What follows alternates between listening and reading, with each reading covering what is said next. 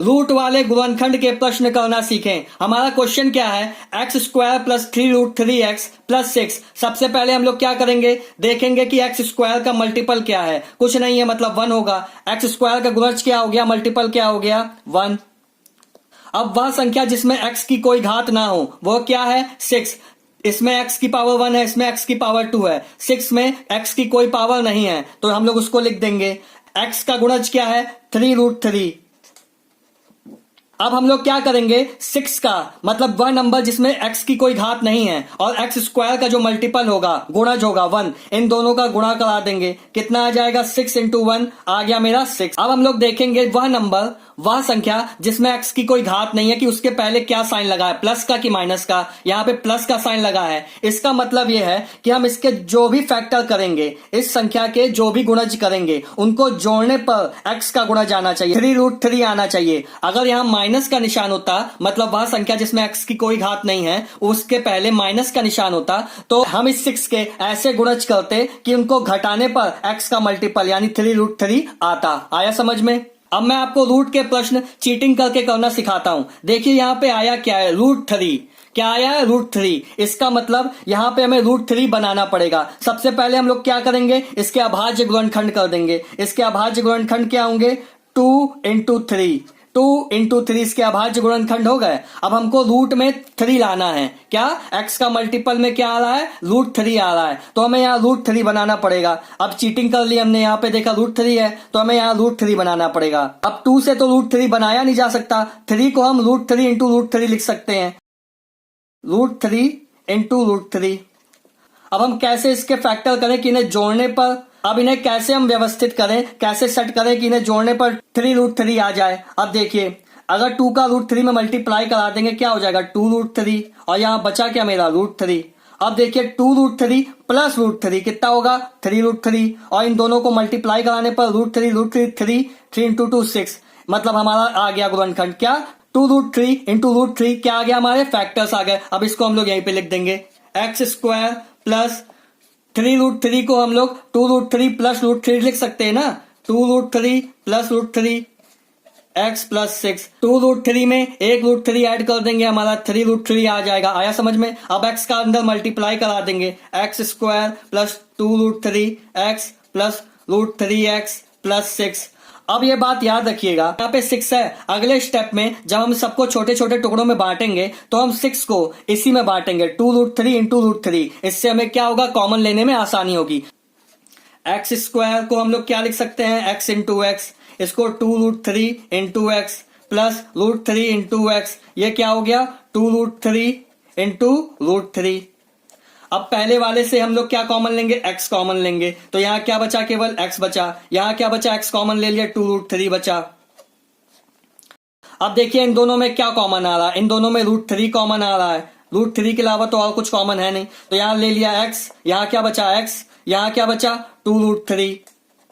देखिए x plus 2√3 क्या आ रहा है, कॉमन आ रहा है, इसको कॉमन ले लेंगे। x प्लस 2√3 कॉमन लेने पर यहाँ क्या बचा, यहाँ केवल x बचा, यहाँ पे केवल √3 बचा। यही हमारा क्या है, आंसर। तो हमें कुछ करना नहीं, बस चीटिंग करना है, क्वेश्चन को देखना है, हमारा आंसर आ जाएगा। हमारा सेकंड क्वेश्चन है 2x² प्लस 4√3x माइनस 18। हम लोग सबसे पहले क्या करेंगे, देखेंगे कि x स्क्वायर का गुणज क्या है, x स्क्वायर का मल्टीपल क्या है 2। अब वह संख्या जिसमें x की कोई घात नहीं हो उसे देखेंगे। इसमें x की पावर 2 है, इसमें x की पावर 1 है, 18 में x की कोई पावर नहीं है, वो संख्या ले लेंगे 18।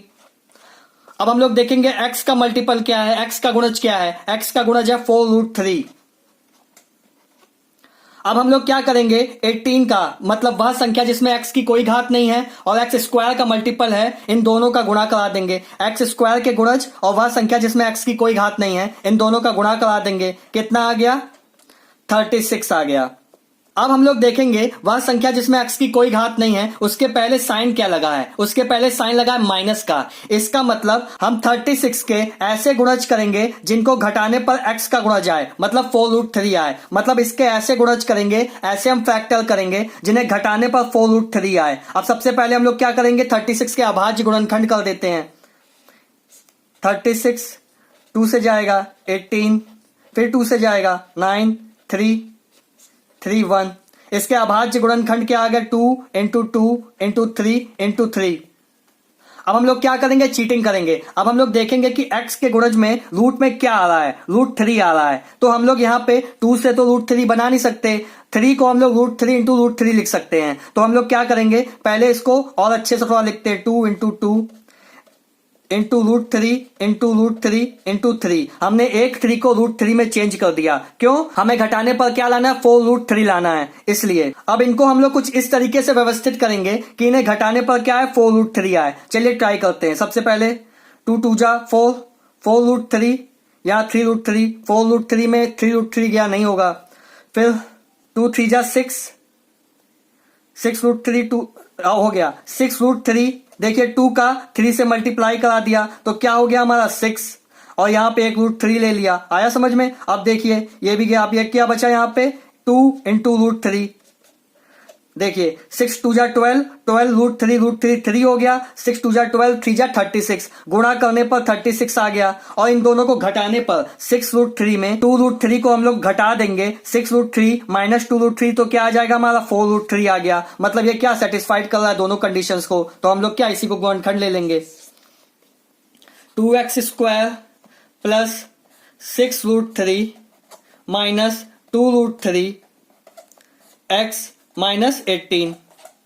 अब ये 2x² x का अंदर मल्टीप्लाई करा दिया, 6√3x माइनस 2√3x माइनस 18।